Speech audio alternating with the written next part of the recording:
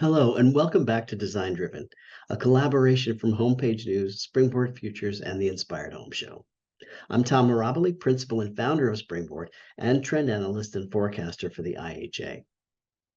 The mission of Design Driven has been to bring inspiration and intelligence on the evolving role of design in the home and housewares marketplace. So we invite industry-leading design and style experts to the table. And we talk about what's new and try to prepare for what's next in everything from color and materials to form and function. In this episode, we're going to look at the rapidly changing role of external design resources in our industry, because many organizations are facing new design challenges, and those range from expansion into new categories to rapidly changing design technologies, or even the need to just augment existing design projects and teams. As a result, there's been an uptick in the engagement of external design resources that can provide expertise and the necessary capabilities without the fixed expense of additional design staffing. So to shed light on the topic, we'll be speaking to Carter McGuyer, principal of the Carter McGuyer Design Group. They're an industrial design firm in North Alabama. And for over 17 years, Carter and his team have been designing and developing products that are equal parts beautiful, functional, and cost efficient. He defines his own work as modern, tailored, and clean, but as you'll see, it's quite a bit more. Carter has received numerous awards for his work, 7 Red Dot Design Awards, a Gourmet Gold Award, and Housewares Design Awards for Best of the Best and Best in Show, just to name a few of them.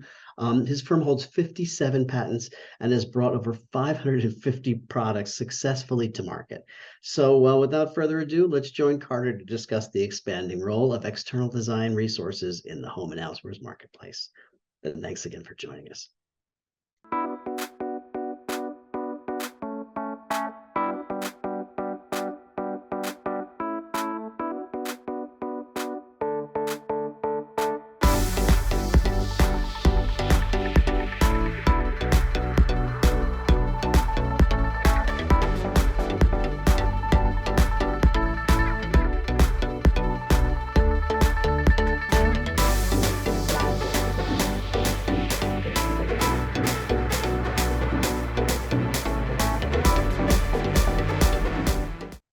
So Carter McGuire Design Group has had a lot of successes.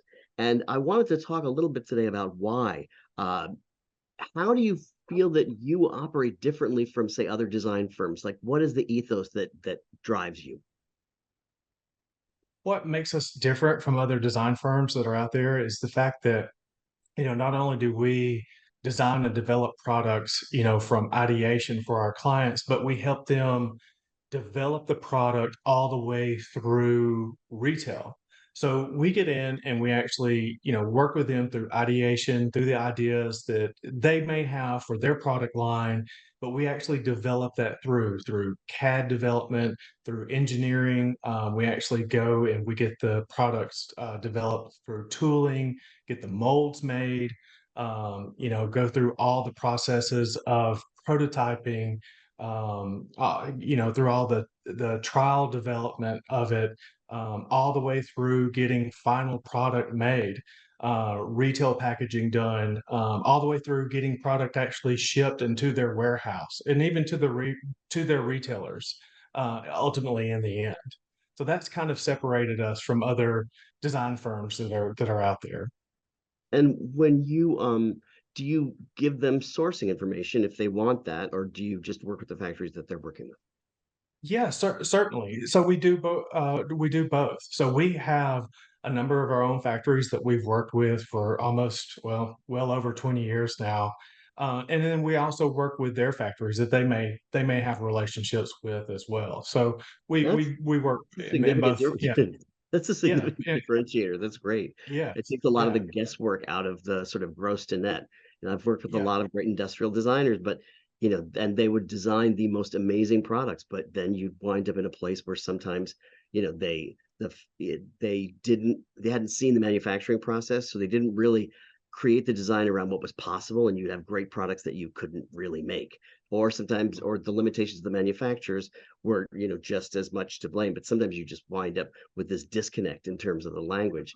And it's your knowledge of every stage of the process must really smooth the speed the plow a bit.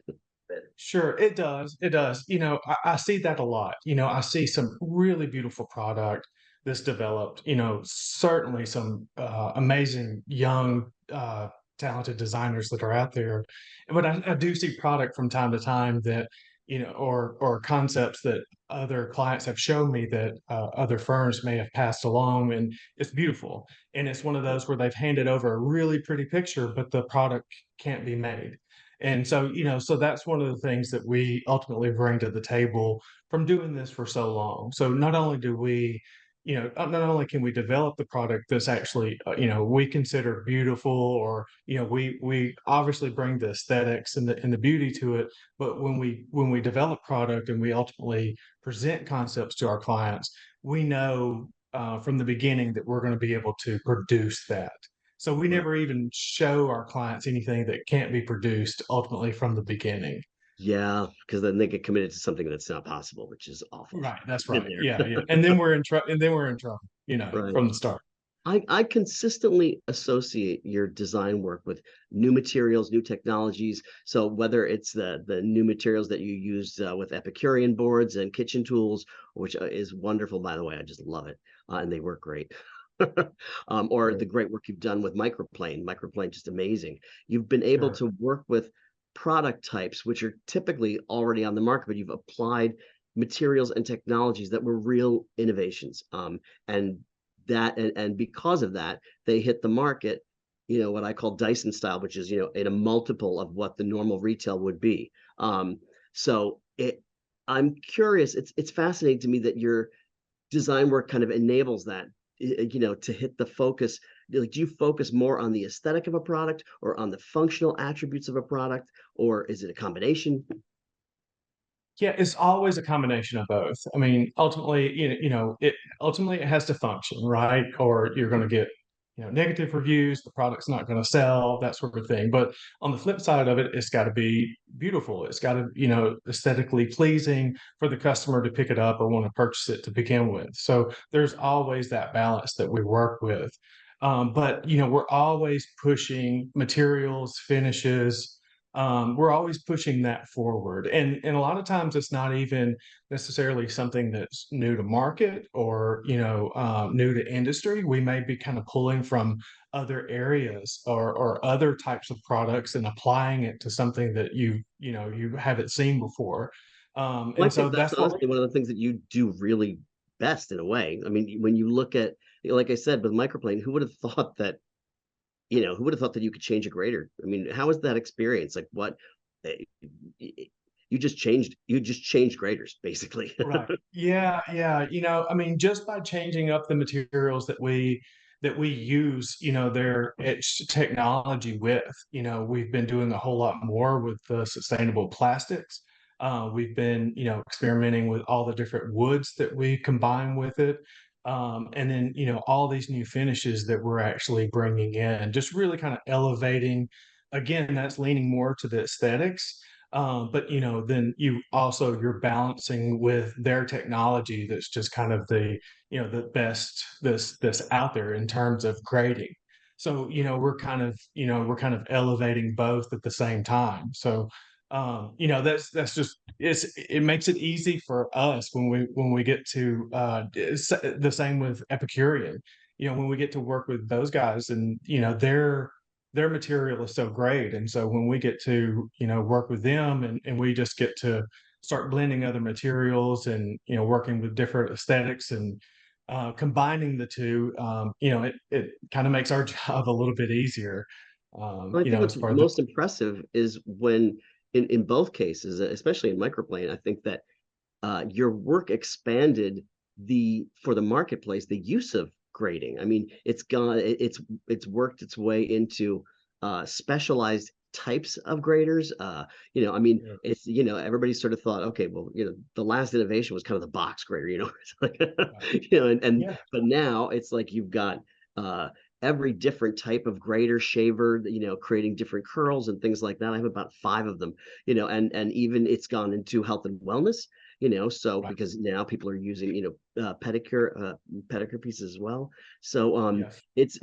I think you should be really proud of that. That's an amazing Yeah. achievement.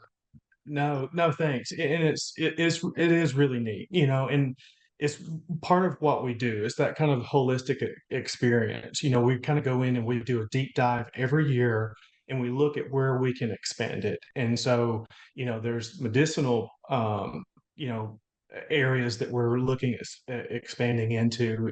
We've been able to do, mushroom slicers, ginger slicers and graters, very specific spices.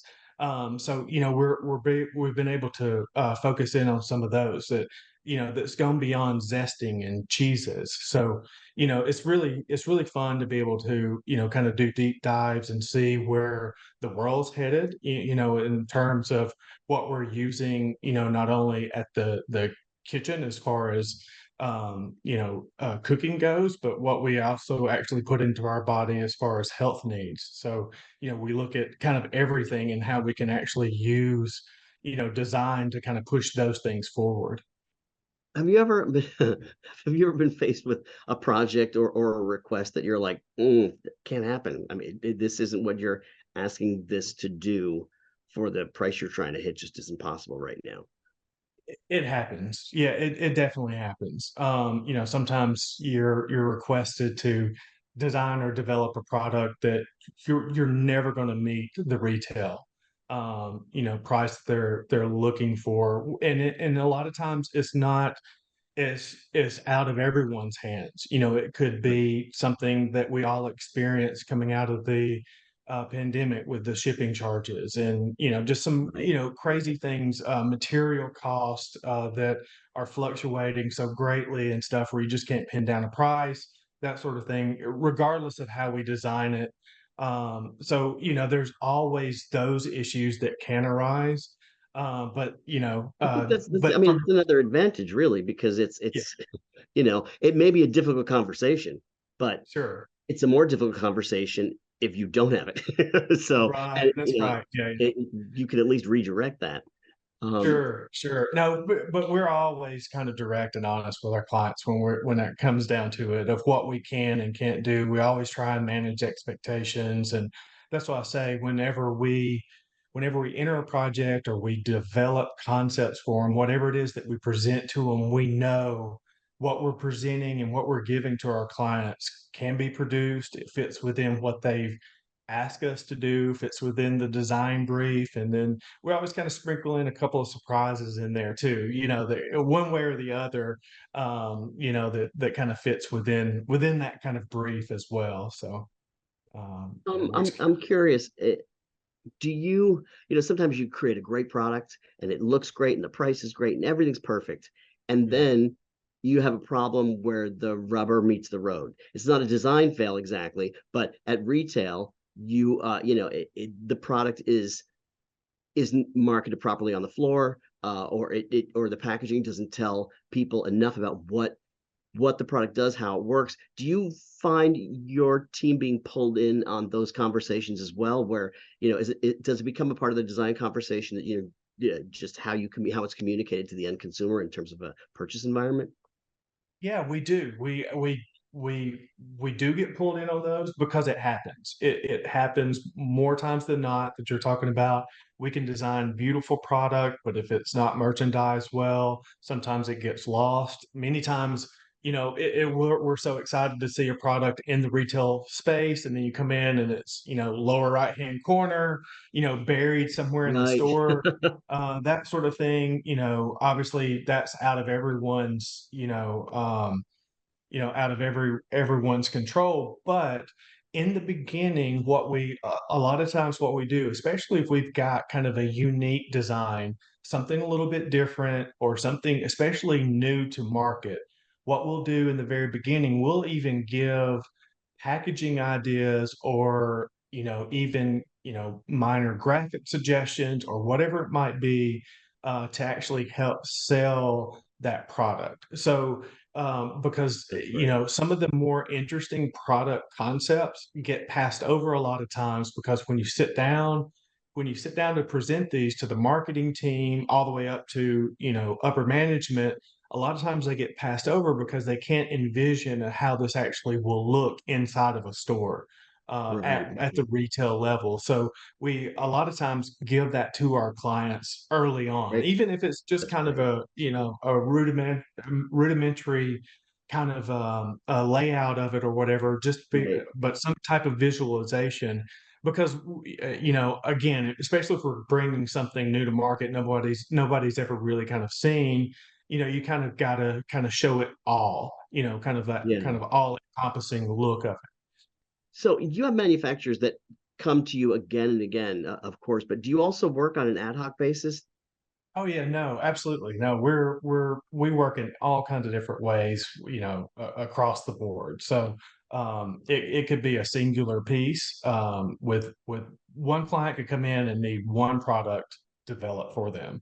And our hope is, most of our clients that we work with, we have worked with 10 plus years. Oh, Some being our firm is now 17 years old. We have clients that we have been working with the entire 17 years.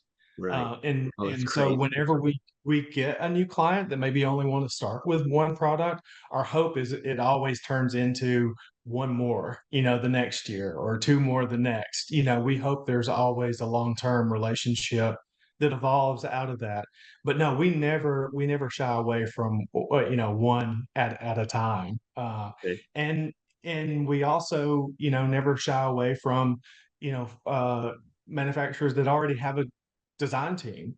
That's what I was That just going to ask you. Do you have clients that come in sometimes that say, we've got a design, we've got a line, but we need some inspiration. We're in a rut, yeah, I mean, that can be hard because you're called in to work with a team, and then you're sitting there with a design group, and you've got their senior management there, and if every time you present something, it's sort of like, well, this is something they didn't think of. I mean, it's like, it's right. it's got to get odd and political from my experience. But do you find that as well? No, no, I 100% know what you're talking about. No, and that's one of the things that I think we do well is we're able to work well with other design teams. I actually, before we started this design firm, I was the director of design for a housewares manufacturer. Okay. So, I came up in the ranks of a manufacturer. And so I understand how the inner workings of an office works, Mhm. and the politics of an office. And so I know how all that, I know how to tread lightly and to Yeah. work with other designers that are well established. And, we have experience of doing that. So anyway, so Those are I always like always, interesting, interesting yeah, it is. situations. And I always enjoy it because I always feel like we come in and I always tell them, look, you're the expert. Okay. Mm, This is where you work. We're merely here to say, we're just here to add, every day you're working the puzzle, right? We're just here to come in and put one piece in.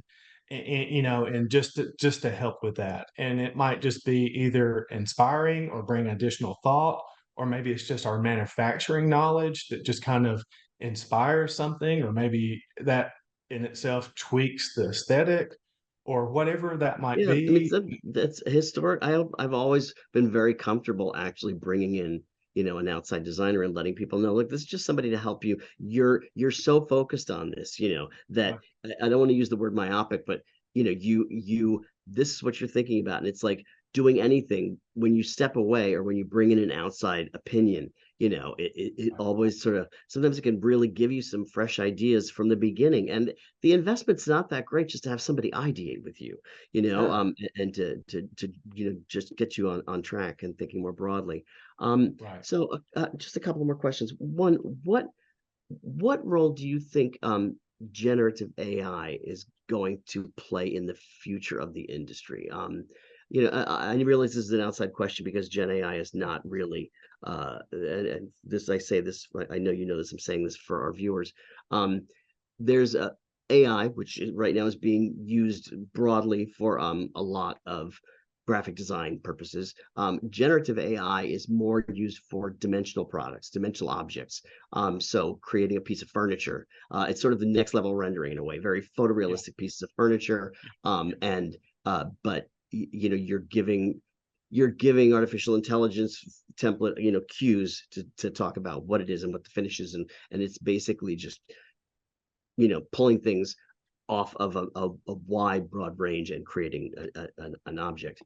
Right. What role do you think Gen AI has in the future, Carter? What are your thoughts on it, if any? Yeah.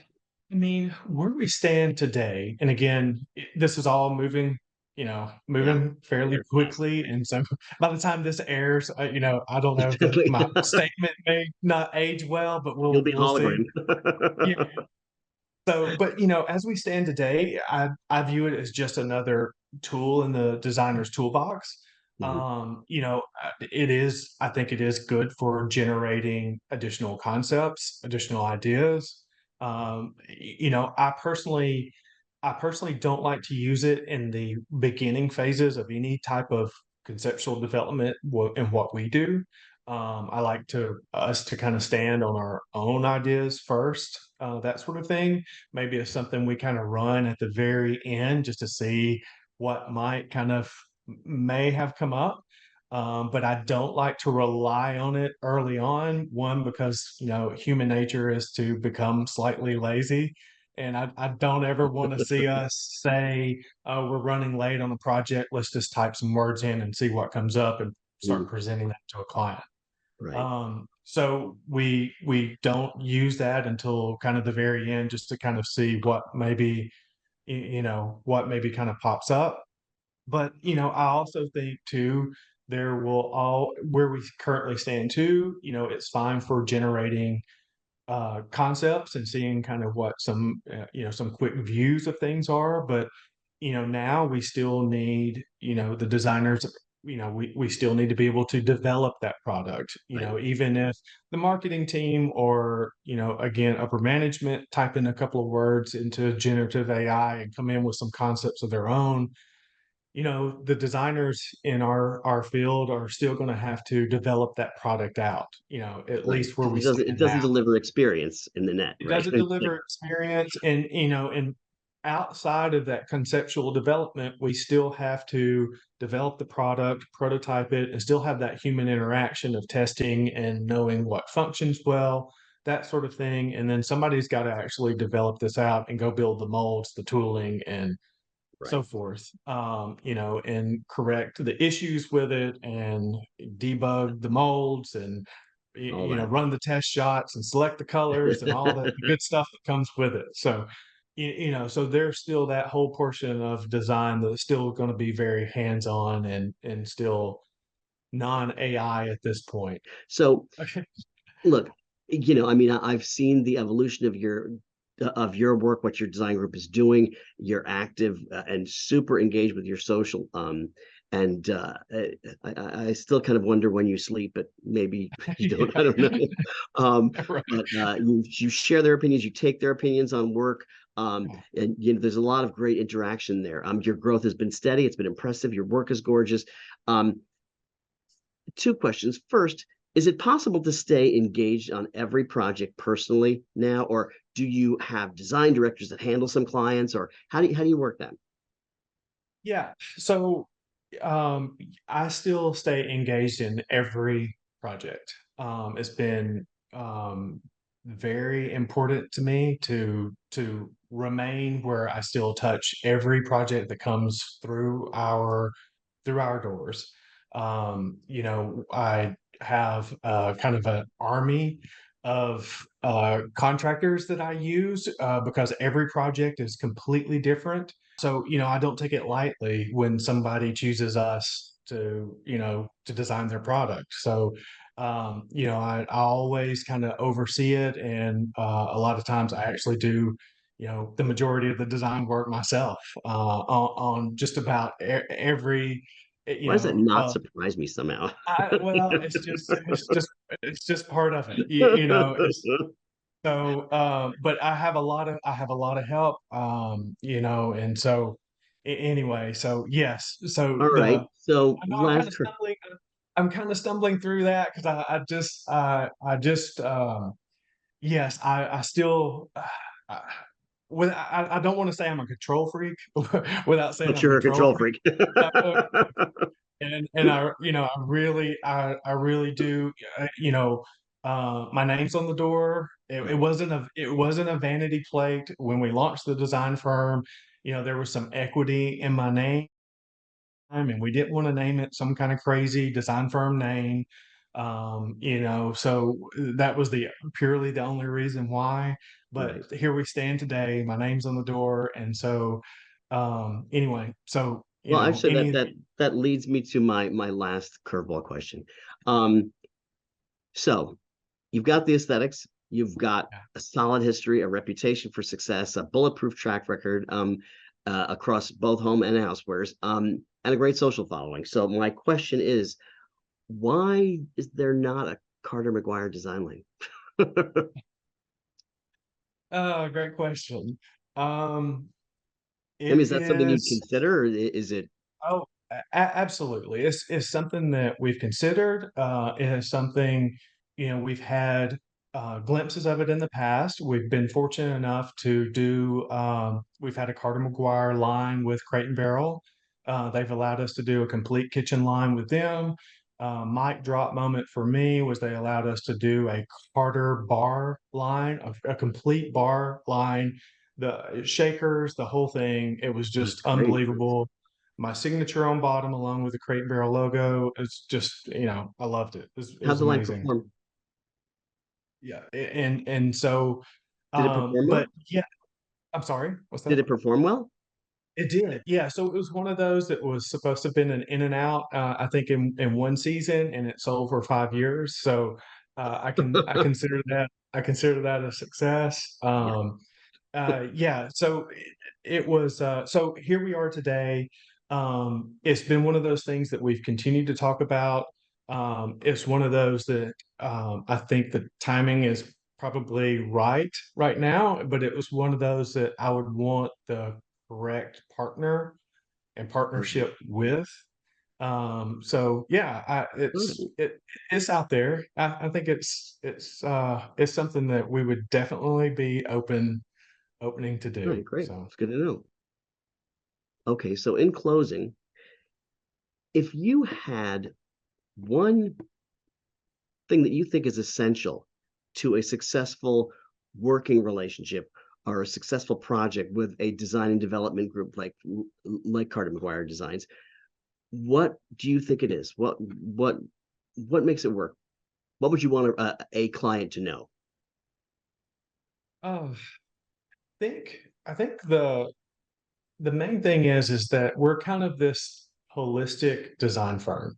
And what people don't really know about us is that there's all these little small things. Yes, we're great at designing a product. Like we're great at sketching and bringing these beautiful aesthetics. We're great at engineering a product and working with factories and tooling, but there's these other intangibles that happen where we actually get brought in. We will actually go with our clients to retail meetings. We'll sit down with them in Williams Sonoma or them in Crate and Barrel or whatever the retailer might be. They'll actually bring us to those meetings with them. We'll actually take CEOs to China. We'll actually take category managers from retailers to Asia.